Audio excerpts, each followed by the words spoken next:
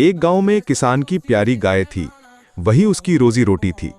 एक रात किसान ने सपना देखा कि उसकी गाय उड़ रही है और आसमान की ओर जा रही है। सुबह जागा तो सचमुच गाय मर चुकी थी।